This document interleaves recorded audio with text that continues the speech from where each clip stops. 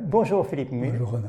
Alors, on s'est vu pour la première fois, je crois me souvenir, à Pékin, sur les terrasses de ce restaurant qui s'appelait le Little Saigon, et tu venais de tourner ton film là-bas, qui était Ouais. la première coopération, je crois, cinématographique franco-chinoise, et qui s'appelle Le Promeneur d'oiseaux, donc Yeying en chinois. Absolument.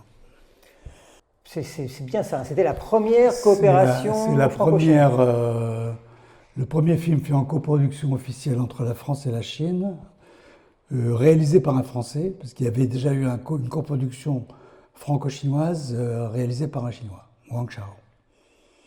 Et voilà, donc c'est le premier film fait par un Français, dans le cadre de l'accord qui avait été initialement signé avec, ça remonte à loin, avec Sarkozy. Et il n'y avait pas eu de film, il n'y a jamais eu de film, et donc voilà, c'était le premier. Après, il y en a eu un autre avec Jean-Jacques Hano. Le Totem du Loup. Et je crois que après, ça part un peu dans tous les sens, quoi. Ouais, donc c'était absolument historique. Alors tu l'avais, il est sorti en 2014, c'est ça? Mais ouais, 2014, 2015, un truc comme ça, ouais. 2015, il me semble qu'il avait été présenté aux Oscars par Elle la a Chine. été choisie par la Chine pour aller aux Oscars. Aux Oscars, c'est en 2015. 2015. Ouais. Ouais. Et il avait été tourné donc en 2012, quelque chose comme ça. Ouais, 2012-2013. La post-production avait été extrêmement longue. C'est un film qui s'est fait quand même dans la douleur. En tout cas, sur le plan des moyens, sur le plan financier. Donc, ce qui fait que quand je suis rentré, ayant tourné, quand je suis rentré en France avec l'équivalent du négatif, on dit le négatif maintenant, c'est du numérique, mais bien enfin, sûr, ouais. on dit toujours l'original, disons. Mhm.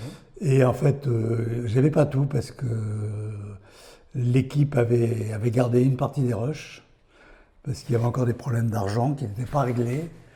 Et donc, je suis resté ici, dans cet appartement, je sais pas, pendant 4 mois, à faire les 100 pas en me disant ce film ne verra jamais le jour, Ah oui. il ne sera jamais fini. Finalement, ils ont libéré les derniers rushs et on a fait la post-production. Voilà, donc c'était un processus très très très long et très très difficile. Ouais. On va revenir dessus, mais alors d'abord on va faire ce qu'on appelle en cinéma un Ouais, flashback. un flashback, ouais. On va faire un flashback. Donc, quelle est la première image de la Chine que tu as eue? Je crois que j'étais allé 2 fois en Chine très brièvement avant toute cette histoire pour présenter d'autres films que j'avais faits. Alors c'est des festivals, c'est Ouais. pour voir rien, quoi. J'étais allé à Shanghai, mais j'avais rien vu. Donc, voilà. Alors, mon premier contact avec la Chine, c'est toute l'histoire très étrange de ce film, parce que ce film, il a pour origine un film français que j'ai fait, Tout à fait, oui. en 2002. Putain, j'ai l'impression que je parle d'une autre époque. Le Papillon. Le Papillon. Alors, Le Papillon, qui est d'abord sorti en France, puis après il est sorti à Taïwan. Ouais. Je pense qu'il a dû sortir à Taïwan, comme j'ai fait le film en 2002, il a dû sortir à Taïwan en 2005, un truc comme ça. Ah oui. Et c'est un gros succès à Taïwan, sous-titré en chinois traditionnel.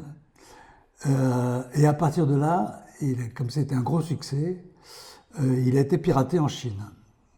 Je me suis d'ailleurs jamais posé la question de savoir s'ils avaient refait les sous-titres en chinois simplifié ou pas. Mais bon. Et il était piraté en Chine. C'était une époque où le piratage marchait très très bien. Oui, on vendait des DVD, enfin, ou d'abord c'était des CD pirates, ensuite Ah des oui, DVD pirates. ça tous marchait les coins de rue. très bien, moi. Et donc, tout ça, c'est fini, ça n'existe plus, mais à l'époque, c'était vraiment un business complet, quoi. Maintenant, c'est en ligne, hein, le piratage. Hein. Oui, T'as c'est en quand même ligne. pas mal de sites où tu peux pratiquement tout voir. Ouais. Oui, mais on peut plus acheter on peut plus acheter les DVD. Et j'en ai acheté quelques-uns, c'est surtout Ah bon, encore, mais ah là bon. c'est plus sur les petits Ouais, coins de rue d'accord, comme il y ouais, avait c'est avant. ça. Ouais. Et donc, le film a fait sa trajectoire en Chine.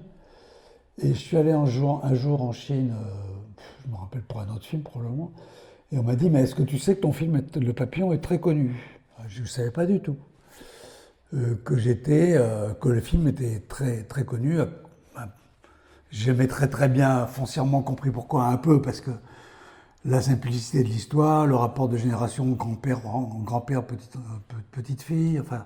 Oui, donc rappelons un petit peu pour les éventuels qui n'auraient pas encore vu ton film, c'est l'histoire effectivement d'une petite fille qui est un peu laissée à elle-même et s'il y a une figure grand-paternelle, on va dire, qui la prend sous son aile pour découvrir la nature. C'est ça, exactement, c'est ça. Et donc je découvre que le papillon est très connu.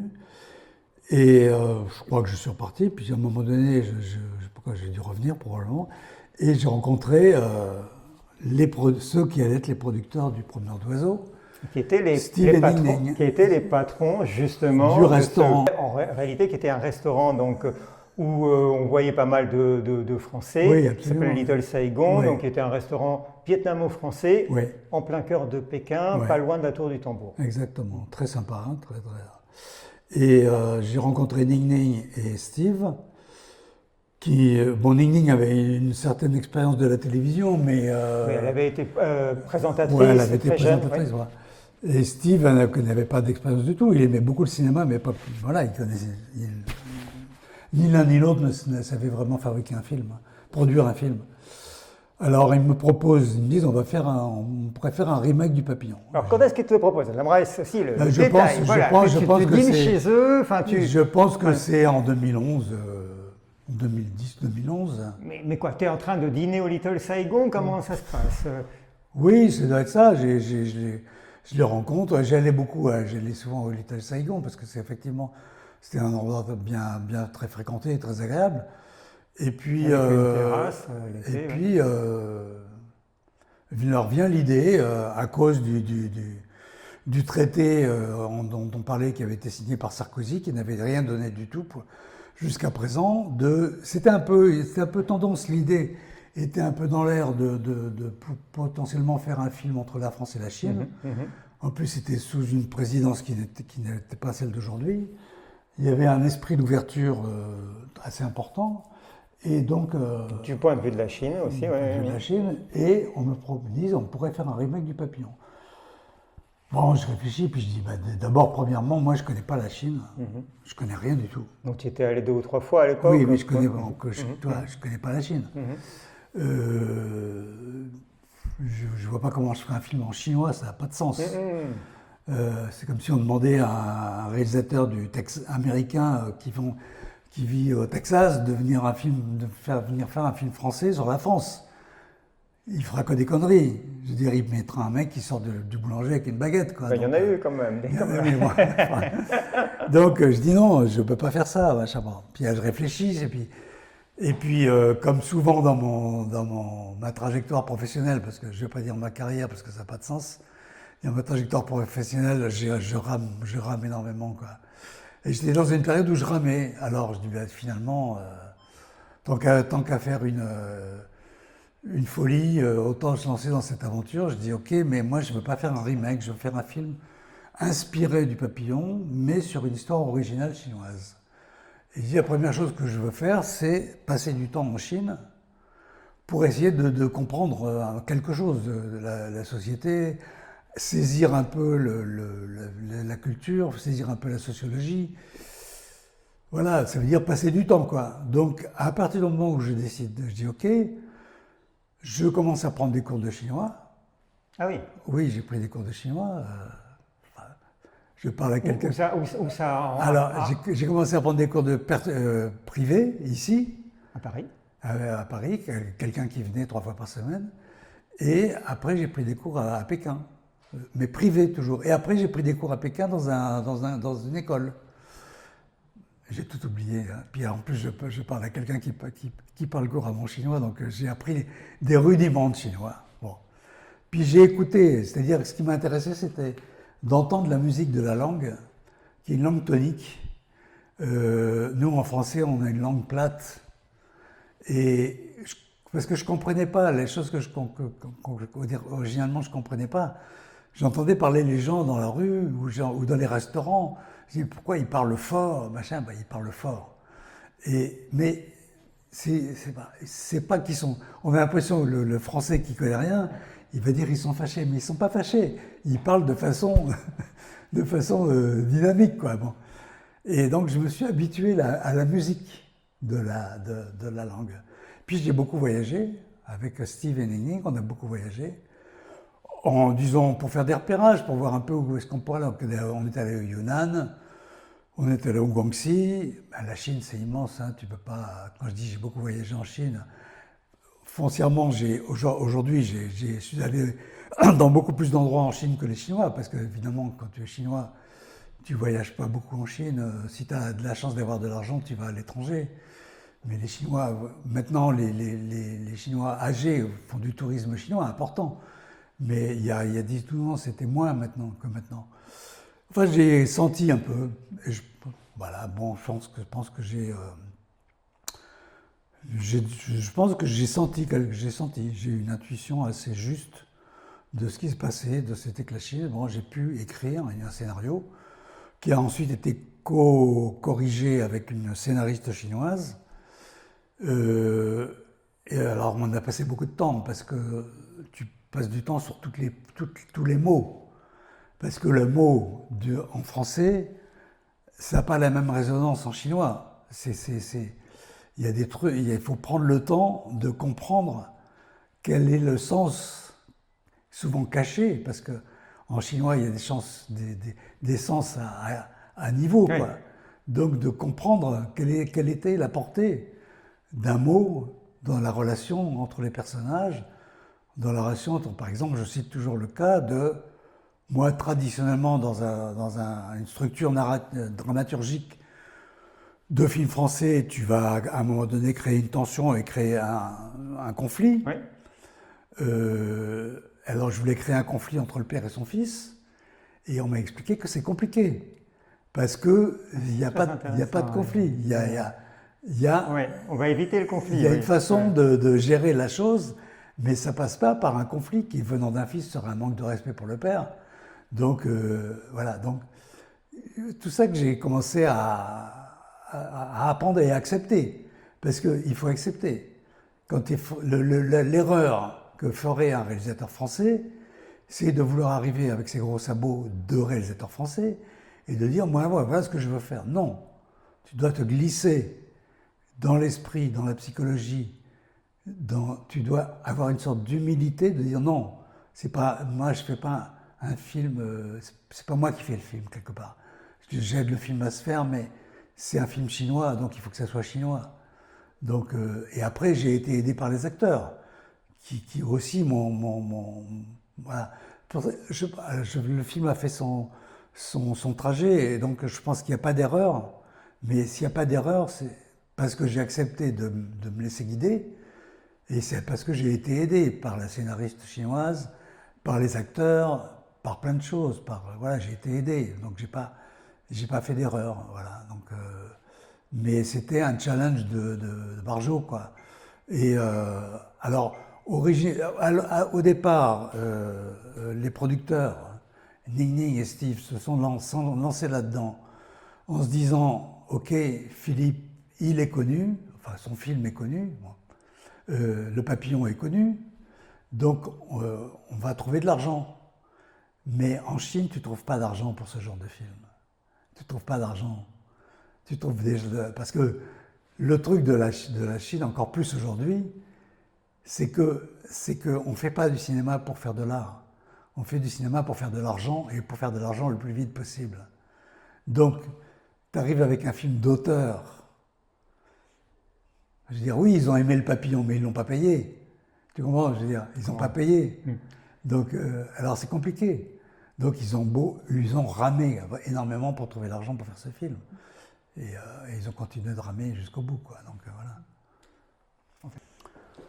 Donc oui. ils ont ramé pour trouver de l'argent, parce que ce genre de film se finance à l'arrache en Chine, quoi. Déjà à l'époque, si je puis dire, mais alors aujourd'hui c'est encore pire. Oui, donc en fait, il y avait plusieurs niveaux de difficulté. Le premier que tu as très bien expliqué, c'est-à-dire comment un réalisateur français, un cinéaste français, alors qu'il a été appelé, hein, parce que finalement, au début, tu as dit oui, pourquoi pas, mais c'était sur un coin de table, oui, ça serait une bonne idée. Maintenant, les signaux politiques sont en vert, les deux pays aimeraient bien faire une coproduction, mais c'est plus facile à dire qu'à faire. Donc, comme tu disais, il a fallu investir dans essayer de comprendre ce que c'est que la culture chinoise, les relations entre personnages, parce qu'effectivement, il faut qu'il ait créé du tension, du conflit quand tu crées une histoire, et comment tu le fais dans une culture différente, ça ne s'exprime pas de la même manière. Et puis, et donc, une fois que tu es arrivé à résoudre ces problèmes-là, le problème, c'est celui du marché. Oui. Du marché et de la production. Oui, alors c'est le problème du marché. En Chine, quand on a fait le film, le marché était très dynamique, avec un développement considérable des salles. Le marché était tonique et l'économie du pays était tonique. Donc, il faudrait qu'après, il y a eu des problèmes avec le premier distributeur. Je n'ai jamais très bien compris comment le film avait été distribué, mais ça a été compliqué. Puis alors, distribuer sur 2000 écrans, quand tu dis 2000 écrans, en France, c'est gigantesque. En Chine, c'est pas beaucoup. En Chine, il y a 80 000, il y avait à l'époque, je sais pas, 70 000 écrans, donc c'est pas beaucoup. Donc t'as pas la promo, t'as pas le... Voilà, t'as du mal à exister, quoi. Et d'une certaine manière, en gros, t'as fait une sorte de pilote, une sorte de prototype, parce qu'il fallait tout inventer, justement, dans une coproduction franco-chinoise, du tournage jusqu'à la distribution. Absolument. Pour autant, alors, le film est sorti dans un certain nombre de pays. Celui où il a été le plus remarqué, c'était en Australie. Bon, en Australie, il y a pas mal de Chinois. À Sydney, il y a pas mal de Chinois. Il a commis, après les Oscars, il est sorti aux États-Unis, alors modestement, mais il est sorti aux États-Unis. Il a été acheté par Netflix, USA, où il est resté quelques mois. Donc, il a fait sa carrière, donc très honorablement. Pour autant, ça n'a pas excité ni les producteurs chinois, ni les producteurs français.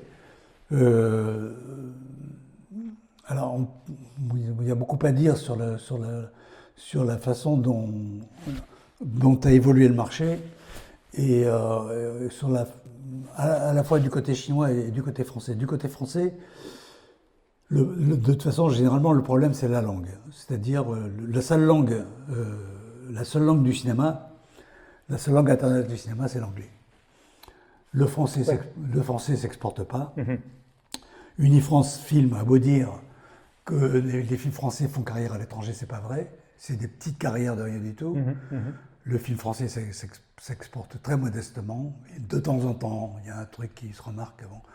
Le film qui a la Palme d'Or, ok, celui-là, il fait bon. Mais la langue et le film chinois, c'est pareil. C'est pareil.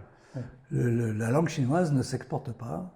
Elle pourrait s'exporter un petit peu plus, parce que pourquoi le coréen s'exporte?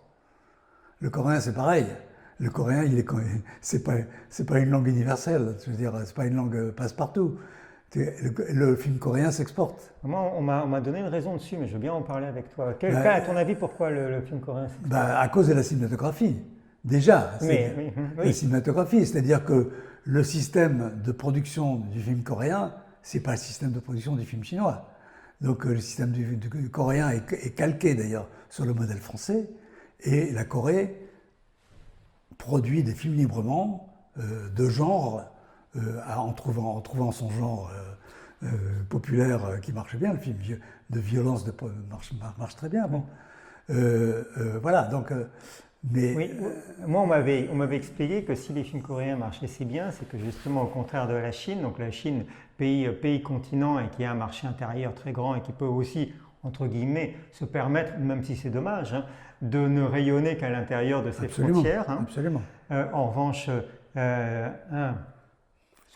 plus petit pays, même si ce n'est pas un tout petit pays comme la Corée, qui a moins Mais aussi oui, de absolument. culturel, culturel, Absolument. est obligé, on me dit même les scénaristes coréens, d'une certaine manière, ils travaillent plus sur le cerveau reptilien Bien des sûr, gens, bien tu sûr, parlais bien de la sûr. violence, Bien sûr, pour bien faire sûr. des choses que Bien sûr. tout le monde, enfin voilà, des émotions, pour susciter des émotions que tout le monde puisse ressentir. Absolument, absolument. Et c'est aussi toute l'évolution du marché chinois, parce que le marché chinois, quand on fait le promeneur d'oiseaux, le film français trouve de temps en temps sa place sur le marché chinois. Oui. On a toujours les quotas, mais il y a quelques films qui trouvent leur place. Le film américain trouve sa place. Oui. Mais après, ça évolue. Et le film chinois se développe en termes de genre et de niveau de production. Le film chinois conquiert de plus en plus son propre marché. Et le film français disparaît. Et le film américain a des difficultés. Donc moi, ça me faisait marrer quand je lisais en 2012, 2013, 2014, 2015, dans tous les titres de la presse française, la Chine, le nouvel Eldorado du cinéma français. Je dis, mais attendez, vous ne savez pas où vous allez. Les Français, ils n'ont pas compris, quoi. Je veux dire, les Chinois ne nous attendaient pas. Ils aimaient bien nos films, ok, mais certains films. Puis de toute façon, les DVD que tu trouvais, c'était Belmondo, Delon. Oui, oui, aussi, oui. Oui. Voilà, quoi. Voilà, classique, oui, oui. Depardieu, et puis etc. Bon. Et donc voilà. Donc la langue chinoise ne s'exporte pas. Et pour les raisons d'ailleurs que tu viens de dire, les Chinois ne sont pas, les professionnels chinois ne sont pas intéressés à conquérir l'international. Ils sont intéressés à conquérir l'international pour des raisons idéologiques, mais pas pour des raisons de marché de cinéma. Pas pour le cinéma. Pour faire passer des idées, oui, ça les intéresse. Mais là, pour ça, ils choisissent mal les films. Parce que quand je vois ce que les Chinois envoient aux Oscars, je dis, mais attendez, vous envoyez ça aux Oscars, c'est même pas la peine. Oui. Pendant quelques années, enfin là aussi, si tu veux, on fait une petite digression sur le cinéma chinois. Qu'est-ce que tu connaissais du cinéma chinois avant le tournage du Promeneur d'Oiseaux? Rien, je connaissais Zhang Yimou. Tu avais vu les films qui avaient été diffusés en France? Ouais, les films magnifiques de Zhang Yimou, je veux dire, voilà, Sorgho Rouge. Les Sorgho Rouge, Épousé concubine. Sorgho Rouge, pour moi, c'est une émotion. Je ne sais même pas si je pensais que j'allais faire du cinéma à l'époque, quand je vois Sorgho Rouge. Qui est un film absolument sublime, quoi. Je veux dire, donc quand tu vois ça, quand tu vois L'épousée concubine, tu vois un visuel... oui, un esthétisme très fort, très chinois, et en même temps, il est... sublime, quoi. Tu vois, bon. Donc c'est ça que je connaissais du cinéma chinois. Après, quand il était question que je fasse le film, j'ai commencé à visionner des films, un peu tous les films, pour voir un peu ce qui se passait, quoi. Mais non, je connaissais rien, mais je connaissais rien de la Chine, de toute façon.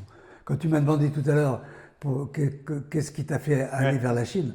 C'est pas moi qui suis allé vers la Chine. Et c'est ce que j'ai compris, c'est intéressant dans l'histoire. C'est la Chine qui est venue à moi. Qui t'a inspiré, inspiré de certaine manière.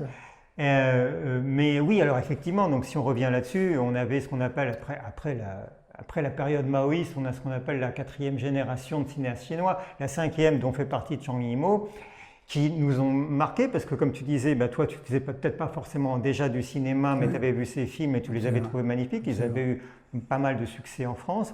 Et puis finalement, quand tu arrives en Chine pour faire Le Promeneur d'Oiseaux, tu parlais de ces difficultés-là, mais je pense que même sur le plan historique, tu es aussi arrivé à un moment difficile, c'est-à-dire que le pouvoir était en train de se rigidifier. Complètement. Alors que ça avait été jusque-là, tout le temps, de plus en plus libre, de plus en plus libre. Et là, il y a commençait à y avoir une petite crispation en 2012, qui a duré longtemps. Et c'est pour ça que quand tu parles des films, des projections idéologiques, etc., on a vu ça, donc qui ont aussi amené une diminution de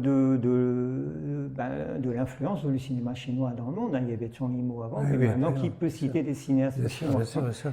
Et je crois, et je veux bien en discuter avec toi aussi aujourd'hui, je crois que cette période-là est en train de se terminer.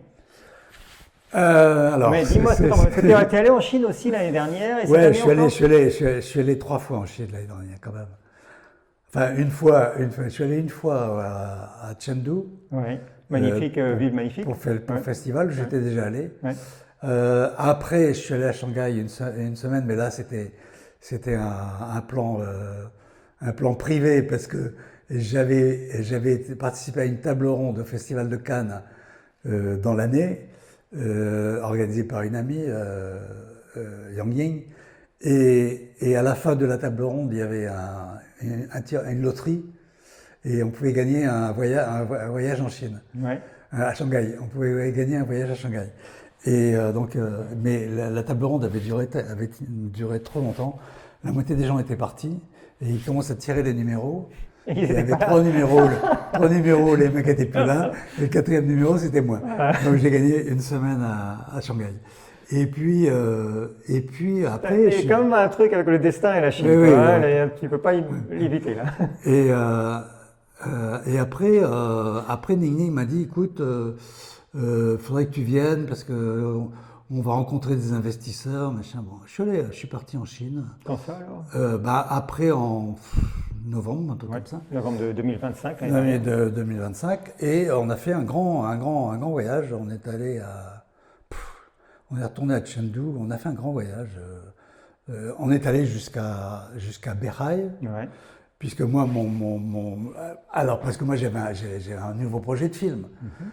Alors, on va faire quand même un grand retour, que je vous explique un peu aux gens qui regardent ça, comment ça marche, quoi.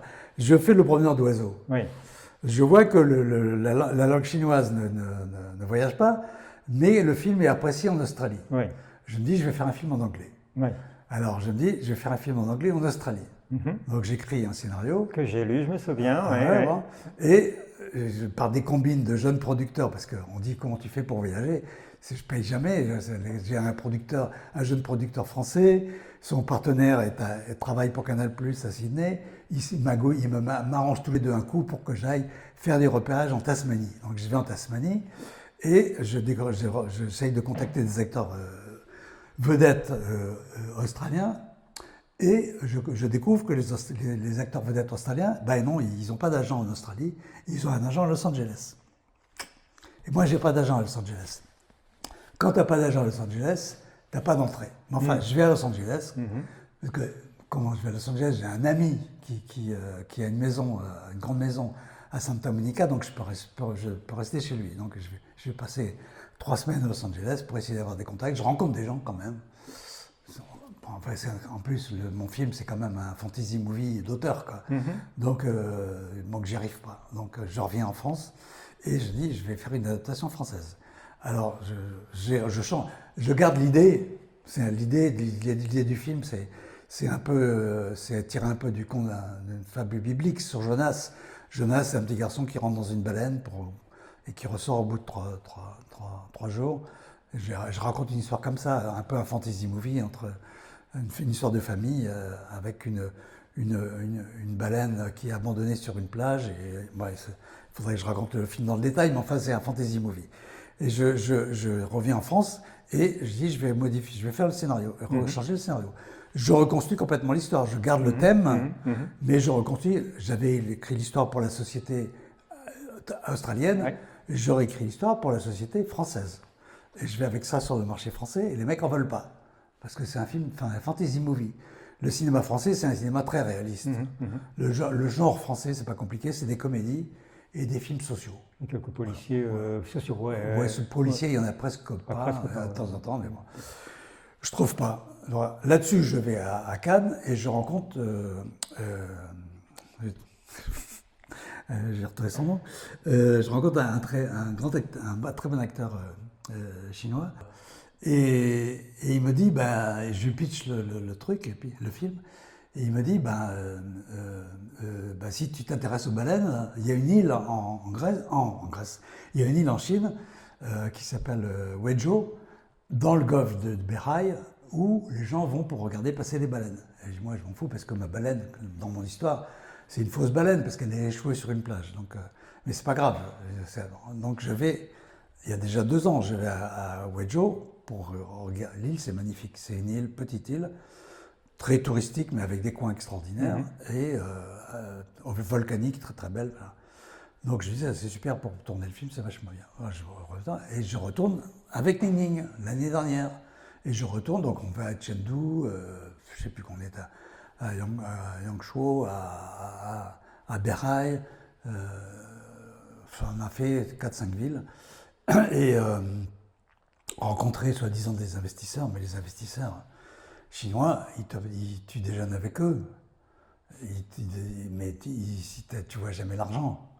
Je veux dire, c'est ça aussi que j'explique aux Français. Je dis mais en France, tu fais un déjeuner d'affaires. Tu as un projet, tu fais un déjeuner d'affaires. À la sortie du déjeuner, on a décidé quelque chose. Mais en Chine, pas du tout. En Chine, on a décidé qu'il y aura un prochain déjeuner. C'est tout, et ça dure. Voilà. Alors, moi, j'ai juste fait ce que la plupart des gens qui veulent faire des affaires en Chine font. Le mec, il va en Chine 8 jours, il fait ses rendez-vous, il repart en France et c'est fini. Mais c'est pas la peine d'y retourner. Les Chinois vont t'oublier. Avec les Chinois, il faut être fidèle. Il faut être là. Il faut manifester ton intérêt à long terme. Voilà, c'est ce que j'ai fait, moi. Je suis allé tous les ans, au moins une fois, en Chine. Donc, avec ce nouveau projet, j'ai rencontré China Film Group, j'ai rencontré Shanghai Film Group, mais j'obtiens rien. China Film Group, ils me disent oui, c'est bien. On a lu le scénario, c'est bien. Est-ce que vous avez un... Alors ça c'est pour la Chine, mais pour la France c'est pareil. Pour la France, il faut bien voir que les Français, la Chine, ça ne les intéresse pas. Le marché chinois, ça ne les intéresse pas. En fait, on est dans le cœur d'un des problèmes actuels, je trouve. C'est qu'on a eu, avec l'explosion d'Internet au début, un intérêt extraordinaire pour tout ce qui venait d'ailleurs. On parlait des films de Zhang Yimou, on parlait des Chinois qui voyaient, qui adoraient ton film Le Papillon. Et ça a correspondu à une époque historique. Et maintenant, on a l'impression que... il y a des marchés locaux qui sont, comme tu l'expliquais pour le marché français, mais ça vaut aussi un petit peu pour le marché américain, qui sont très très typés. Absolument. On fait des comédies comme ceci, donc qui sont très typées, très marketées. Et ça vaut dans d'autres métiers que le cinéma, mais dans le cinéma dans lequel il faut tellement d'argent, il faut tellement de personnes qui se mettent autour d'une table pour être d'accord de partager le risque, que ça devient très compliqué de faire quelque chose qui n'est pas un film de super-héros qui se passe à tel endroit avec tel type d'acteurs et tel type d'effets spéciaux, ou le film nostalgique qu'on peut avoir en Chine, par exemple. C'est ça. Il y a dans les années 70, par exemple, il y avait énormément de coproductions entre la France et l'Italie et l'Allemagne. Ça a disparu. Ça a disparu, c'est très étrange. Alors que l'Europe s'est faite, les marchés se sont resserrés. Les marchés se sont renationalisés. C'est devenu très difficile de faire une coproduction. Il faut dire qu'entre-temps, le cinéma italien s'est écroulé, mais et le cinéma allemand s'est intéressé pendant un temps au marché américain. Le cinéma allemand est pas... Enfin voilà, c'est vrai que le seul cinéma... la seule cinématographie tonique, c'est la cinématographie française. Mais aujourd'hui... Grâce aux subventions aussi grâce au modèle. Grâce au modèle, oui. Grâce au modèle, c'est un système particulier. Donc,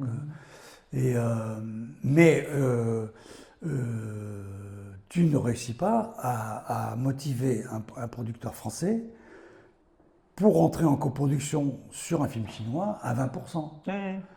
Mon film, c'est 5-6 millions d'euros. Tu vas demander 1 million d'euros à un producteur français, il ne va pas les trouver. Parce que comment font les Français? Ils vont chercher l'argent au guichet. Ils vont à Canal+, ils vont à France Télévisions, ils vont à TF1. Mais le gars qui a un projet en chinois, il va aller à Canal+. Canal+ ne veut pas le prendre. Parce que Canal+, il a son propre cahier des charges. Il faut qu'il fasse majoritairement des films français, secondairement des films de classifiés européens, et il a une petite case pour les films non français, non européens, donc il va prendre des films américains et il va prendre un film chinois. Et voilà, il va prendre un film chinois, il va prendre le Jia Zhangke Ouais, c'est tout, c'est tout. Donc, le producteur français, il peut pas. Et il peut pas. Et en plus, il va répondre. Et pourquoi vous ne le faites pas avec Taïwan? Parce qu'évidemment, ça c'est politique. Bien sûr. Pourquoi vous ne le faites pas avec Taïwan? Et il ignore que Taïwan fait tous ses films avec la Chine, avec la Chine continentale. Oui, oui, oui. C'est ça, toi, bon, ça c'est une façon obtuse de considérer Taïwan, mais attendez, mais regardez, allez à Taïwan, les Taïwanais, ils financent leurs films avec les Chinois, donc avec les Chinois de Chine. Bien sûr, Donc voilà, donc bon, donc c'est très compliqué. Mon dernier contact que j'ai eu, et là j'ai fondé, c'était mon dernier espoir, parce que mon projet chinois d'aujourd'hui, je pense qu'il est mort, parce que j'ai pas de producteur chinois. Et mon dernier espoir, je suis allé voir Pathé, que j'avais déjà vu il y a un an. Mais là, il y a une personne qui s'occupe un peu de la Chine, qui s'appelle Pénélope Ribou-Sédou, qui est une sinologue distinguée, universitaire, qui parle couramment le chinois. Et donc, je l'ai rencontrée, et il y a un mois, et elle m'a dit, il y a 8 jours, ben non, on n'ira pas. C'est pas notre ligne éditoriale. Oui, mais non, c'est pas la ligne éditoriale de Pathé. Évidemment, Pathé fait des films à 40 millions d'euros, donc on n'est pas dans la même cour. Mais c'est vachement dur de trouver un partenaire. Tu vois, donc non, je ne trouve pas. Donc je pense que je vois pas comment. Voilà, il y a Jean-Jacques Hano peut-être. Jean-Jacques Hano peut peut-être arriver à faire quelque chose parce que c'est Jean-Jacques Hano. Qu'il a l'intentionnalité, il est connu partout, il a fait Le Dernier Loup, qui est un film très cher, qu'il a très bien fait, qui a eu une bonne carrière en France. Bon, il peut peut-être arriver à faire quelque chose avec les Chinois, si les Chinois lui proposent. Mais ça sera un film chinois, c'est pas... Voilà, donc je vois pas aujourd'hui comment on peut s'en sortir. Je vois pas. Alors, on va peut-être faire de l'ingénierie renversée, un petit peu. Tu vas peut-être nous décrire un petit peu, justement, toutes les difficultés que tu as réussi à surmonter lors du promeneur d'oiseaux. Parce que je pense que ta vision, ton expérience est très juste. C'est très difficile de faire des coproductions internationales. Pour plein de raisons, déjà, il faut bien connaître la culture. Donc, tu parlais déjà de la difficulté, toi, tu as investi beaucoup en repérage. C'est vrai qu'avant même de parler des personnages de la culture, il y a savoir ce qu'on veut filmer en Chine. Oui. Alors, comment est-ce que comment tu as trouvé les endroits qui sont très réussis dans le promeneur d'oiseaux, notamment? Alors, en voyageant, j'ai bénéficié de la non-expérience de mes producteurs, je ne l'aurais jamais dit, mais parce que j'ai choisi des décors quelquefois qui étaient très éloignés les uns des autres. Et quand tu es un producteur expérimenté, tu n'acceptes pas ça. Tu regroupes les décors. Oui. Parce que la logistique est plus compliquée. Compliquée. Voilà, bon. Donc j'ai bénéficié de ça, quoi. Bon. Donc,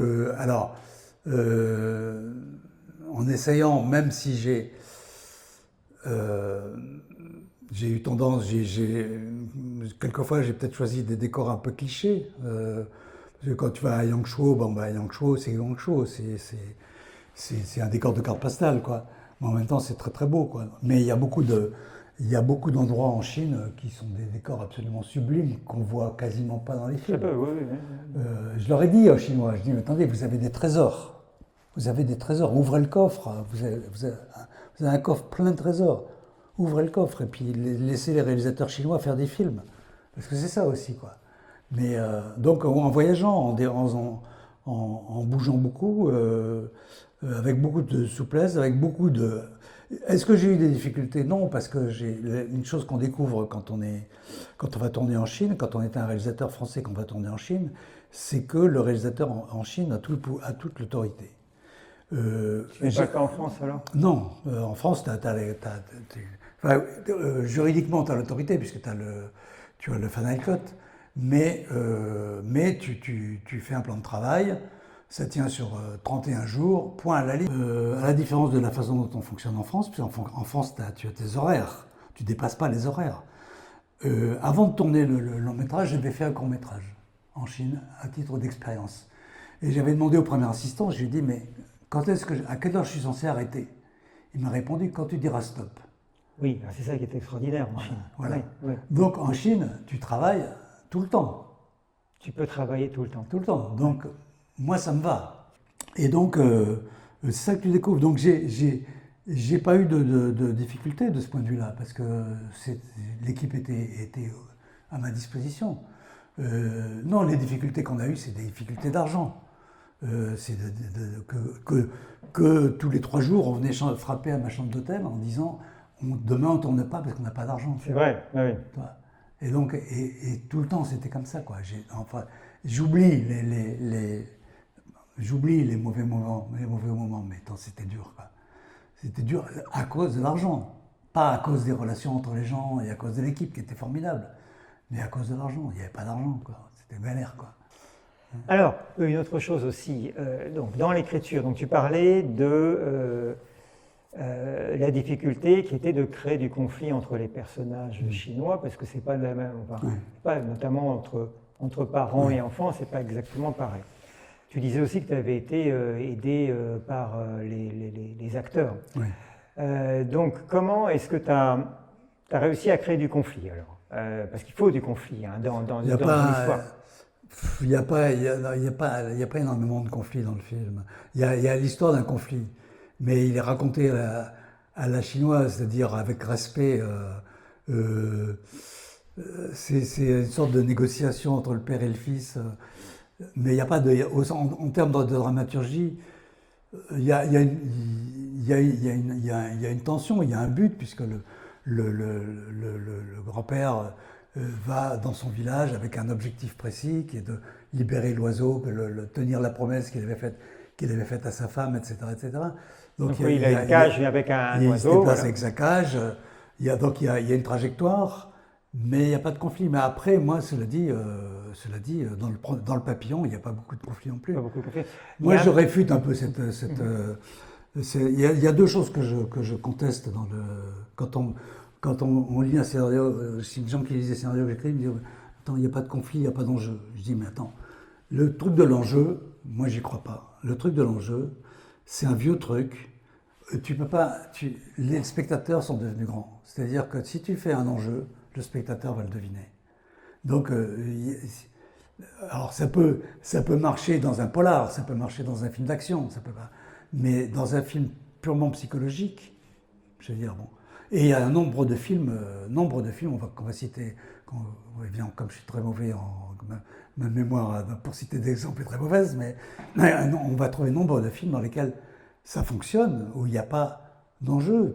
Il y a des films chroniques qui fonctionnent très très bien, parce que tu vas découvrir des psychologies, des cultures, des décors, des choses. Voilà. Donc, et les conflits, c'est la même chose. Oui.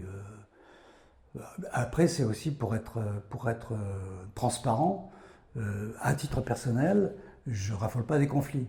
Donc, je vais pas j'ai du mal à en mettre dans les histoires. Bon. Mais tu mets des oppositions. C'est peut-être oui, ça. Oui, il avait, alors, dans le oui. promeneur d'oiseau et dans le papillon aussi, enfin, tu as une opposition entre une jeune fille, déjà une opposition d'âge. Il y a un problème, oui, bien sûr. Une opposition d'âge, une jeune fille qui accompagne donc son grand-père. Oui. De culture, parce qu'elle est, si je me souviens bien, elle est déjà un petit peu accro à ses outils, à son téléphone, etc. Oui. Et on va la jeter en pleine nature. Une opposition entre la vie citadine et la vie de la campagne. Oui. Donc, dans tes films, il y a quand même des... Voilà, tu joues sur des contrastes. Absolument. Oui, bien sûr. Il faut ça quand même, oui, bien sûr. Mais... non, je regarde un peu les histoires que j'écris. Bon, je sais pas si je corresponds au modèle dramaturgique enseigné. Voilà, donc après... et puis en plus, comme on dit, plaquer ce modèle-là dans la culture chinoise, c'est pas facile. Donc, autant que je puisse en en juger parce que même si j'ai passé du temps et si je me suis vraiment intéressé à la Chine, je connais pas la Chine. Tu connais pas la Chine tant que tu parles pas chinois et tant que tu écris pas le chinois. Donc je connais un peu. Voilà. Alors, comment faisais-tu quotidiennement, au jour le jour? Comment se passait pour diriger le chef opérateur, la direction d'acteurs? Comment ça se passait? Bah, j'avais des traducteurs. Alors, tu arrives quand même à. Je pense absolument qu'on peut réaliser un film dans une langue qu'on ne connaît pas. Euh, à condition de s'entraîner quand même, de pas être bombardé et faire ça, tourner un film en turc, je ne suis pas sûr que j'y arriverai tout de suite. Mais, non, j'avais des traducteurs et puis j'avais la collaboration active des acteurs, donc, qui m'ont encore une fois, comme je disais tout à l'heure, empêché de faire des erreurs, quoi. Donc, mais j'avais des traducteurs, puis je vérifiais, je demandais, je vérifiais ce qui s'était dit, est-ce que c'est, voilà.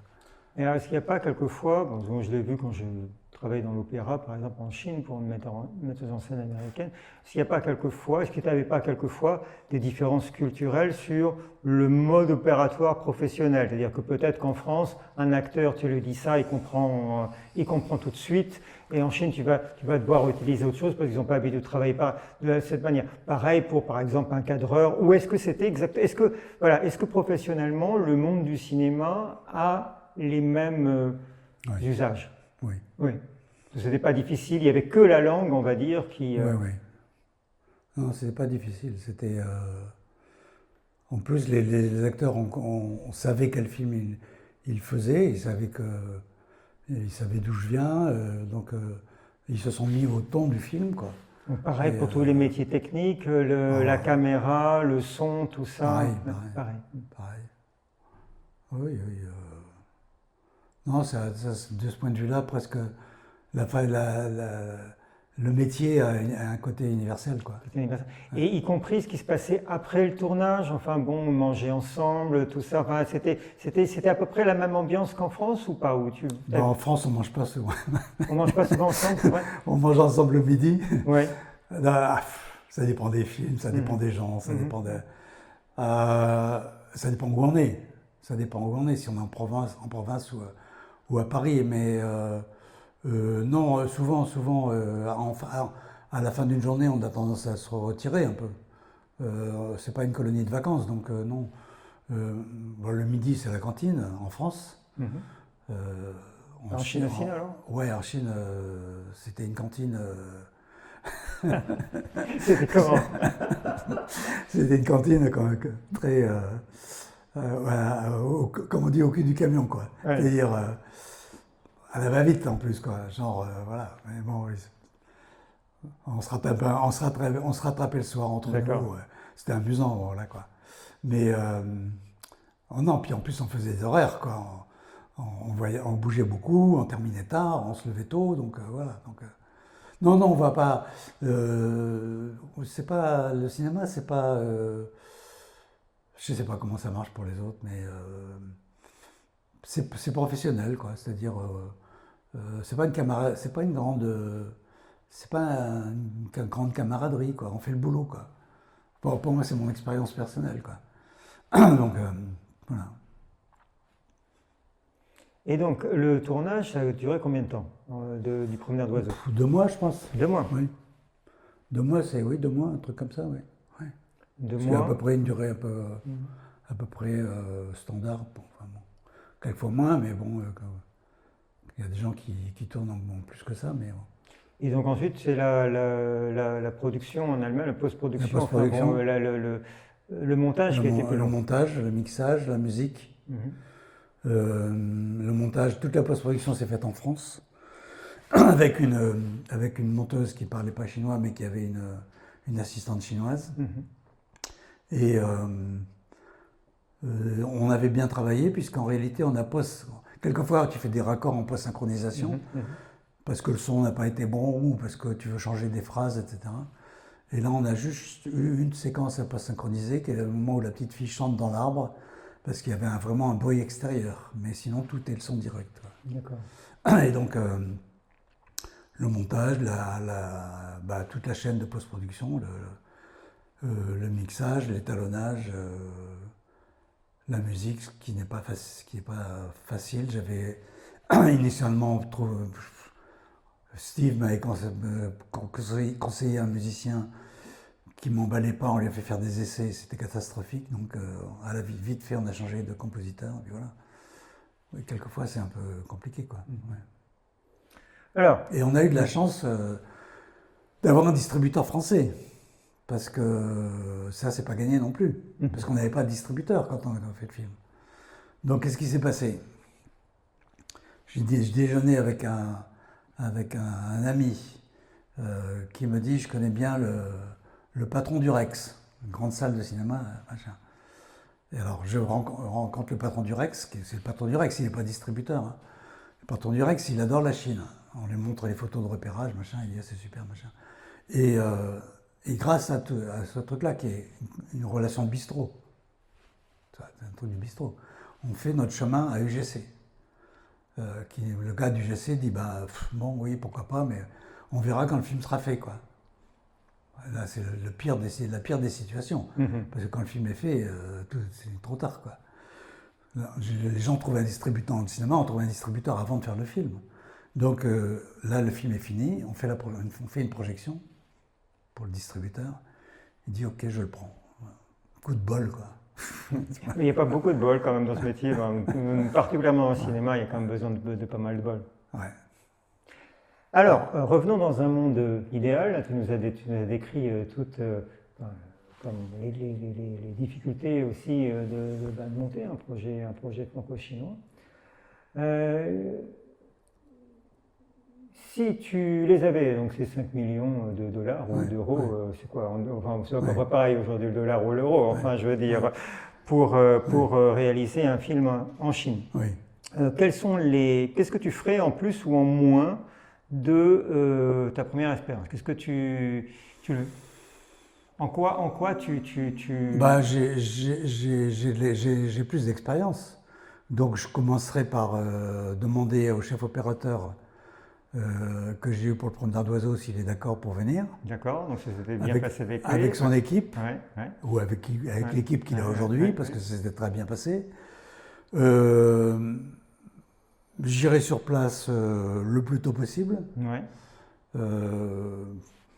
pour m'installer et puis pour repérer les choses précisément. Mais le film est relativement plus facile à produire. Donc voilà, je dois trouver un acteur. L'acteur que j'avais rencontré, dont j'hésitais tout à l'heure à prononcer le nom, l'acteur que j'avais rencontré à Cannes, qui m'a dit mais si tu veux aller en Chine pour aller voir les baleines, c'est Wang Bo. Et Wang Bo c'est un acteur très populaire.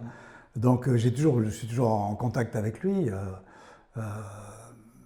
Voilà, bon, donc il faut que je fasse mon casting, il faut que je fasse un casting d'enfants, qui est très compliqué à faire. C'est toujours compliqué dans tous les pays. Oui, alors en France c'est facile parce que c'est un petit pays. Ah oui. Donc tu peux, comme tu fais 2-3 émissions de trucs de radio, tu dis que tu cherches des trucs, tu vas. Mais en Chine c'est compliqué.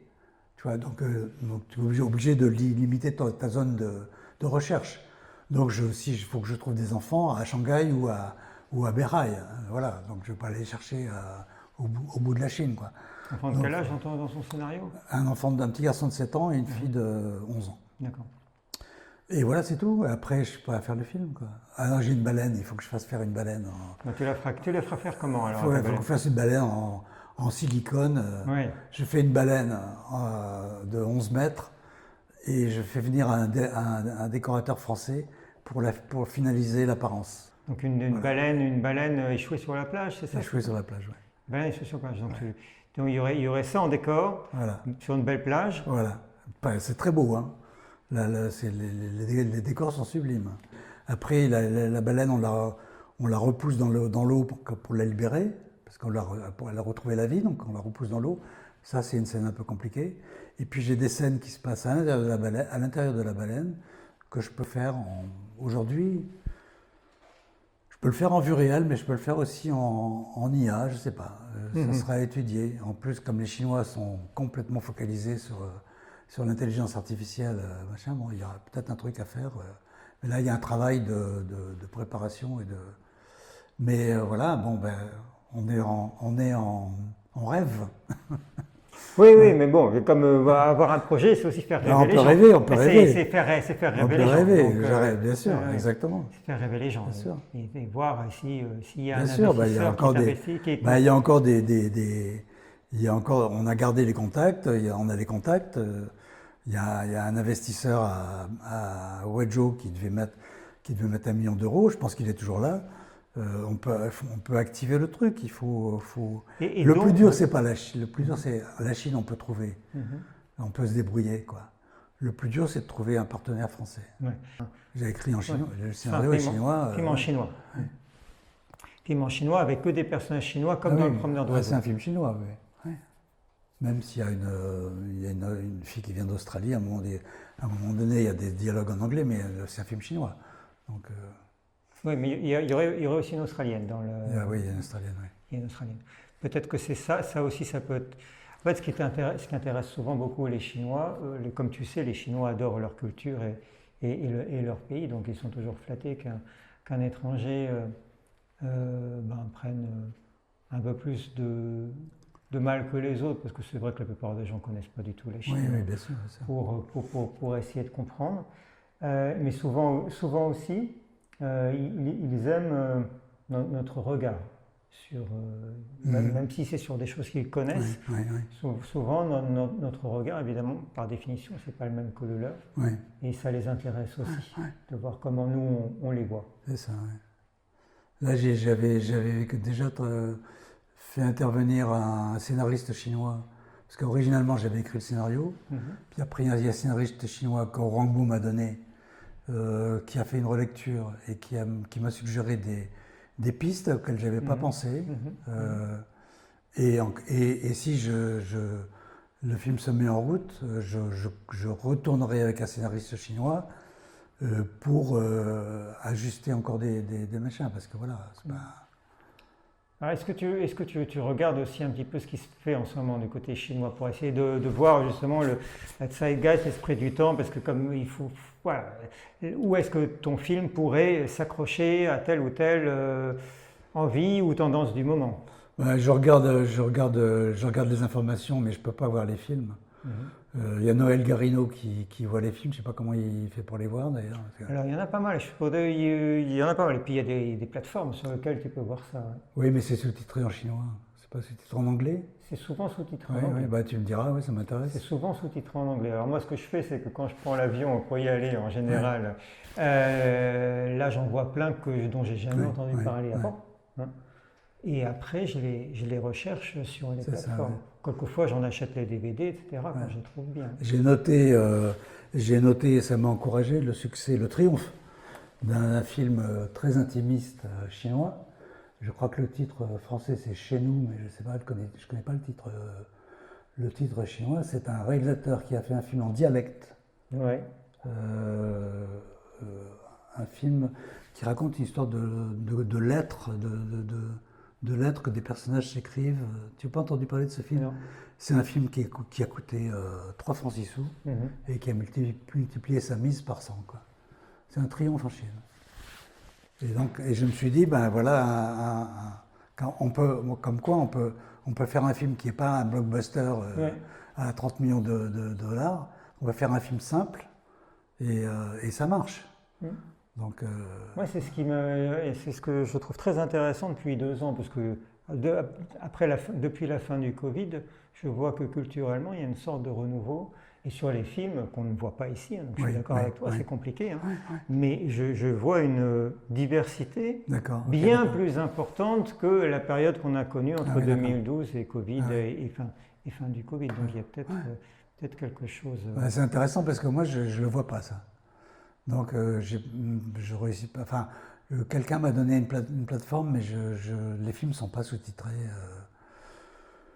Donc, si tu as des pistes à regarder, ça m'intéresse. Ouais, absolument. Donc, est-ce que tu as d'autres, pour l'instant, cette année, est-ce que tu as d'autres voyages prévus en Chine? Non, j'ai pas.